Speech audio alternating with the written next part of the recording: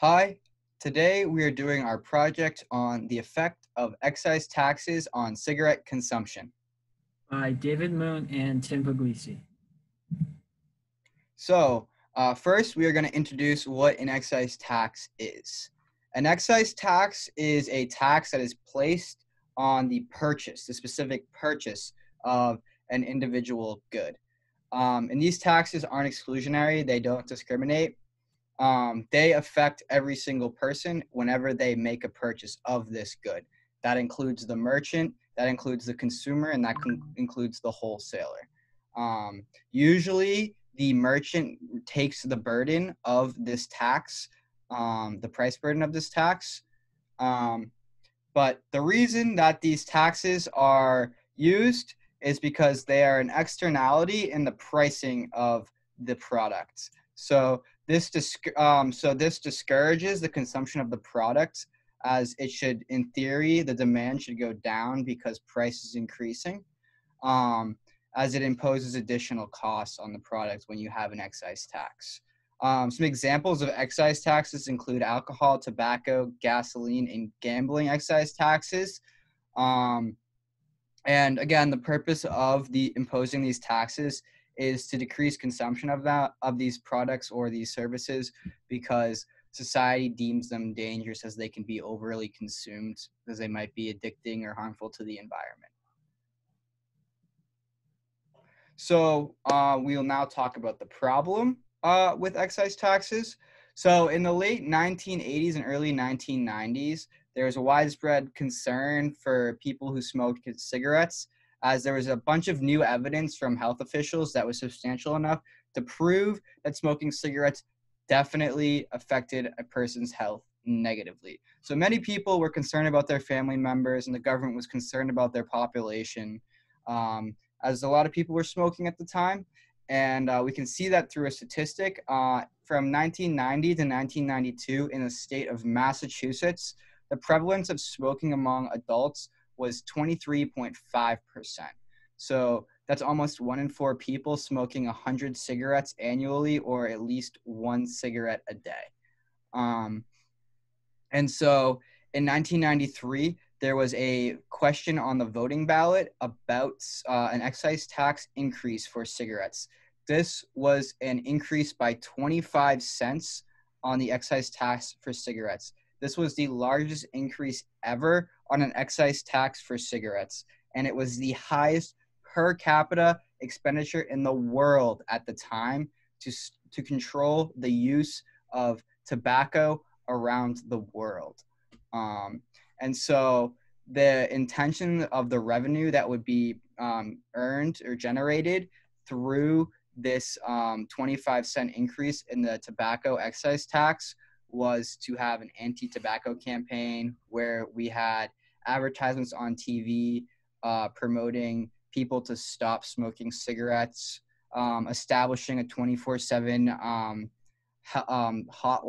telephone hotline that helped people quit smoking cigarettes, and revenue to have lawsuits against different tobacco companies. And we'll see whether or not this was effective. So now we're going to look at the reaction of excise tax on consumers. So following the tax increase on cigarettes, the sale of budget brand cigarettes increased, which can be considered a substitute good, compared to premium brand cigarettes, which can be considered normal goods in this instance. So in response to the increasing sale of budget brands, one major tobacco company announced a 40-cent discount on their premium brand cigarettes. Soon after that, all manufacturers announced a permanent wholesale reduction price of 39 cigarettes on all premium brands. As a result, the real price of cigarettes reverted back to its pre-1993 level prices, which is prior to the introduction of the excise tax. But more importantly, prior to the tax increase, the prevalence of adult smoking in Massachusetts stood at about 23.5%. But following the tax increase, prevalence of smoking decreased by 2.2%, which means that it stood at about 21.3%. So what does the data show? Based on the two graphs shown here below, you can say that there is a correlation between excise tax and the decline of smoking in Massachusetts.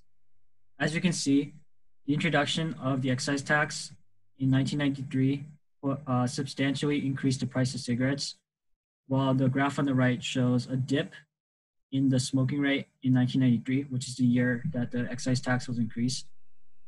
Following that, we can say the overall trend in smoking rate has been declining. But however, from 1994 to 1996, there is a slight increase on the graph on the right. And some factors that could attribute to this are the increasing consumption of budget brand cigarettes, as well as the discounting of premium brands by manufacturers to respond to the excise tax. So the question is, was this excise tax increase effective? The answer is yes and no. I would say because there was a national push for an increase in excise taxes, cigarette companies were obviously going to fight back as their main goal is profit. And they decreased the price of cigarettes to combat this price. And so that was a big problem in states like Massachusetts because it is such a small state that they could travel to states where the excise tax wasn't increased as much. So in New Hampshire, there is no excise tax whatsoever. And that actually caused the price of cigarettes to be cheaper than they were in Massachusetts and New Hampshire the year before. Because since there was no excise tax, but cigarette companies nationally decreased their price of cigarettes, cigarettes naturally became cheaper. So it caused a lot of people from Massachusetts to go up to New Hampshire. But as David said in the previous slide, there was in fact a 2.2% decrease in the amount of smokers over the after the excise tax was implemented. So it was effective in many ways. And I'd argue that much of that has to do with the fact that this excise tax reduced consumption of cigarettes per capita, and it increased the revenue the revenue given to the government from this excise tax is increased. So since there was an increase in the excise tax, there was more funding, and they were able to have this anti-tobacco campaign, and it has been deemed very successful.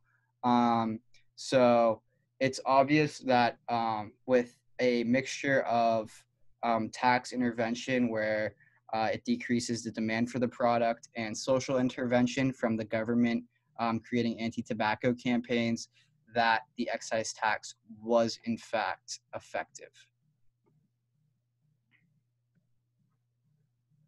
So should this excise tax be applied on cigarettes everywhere?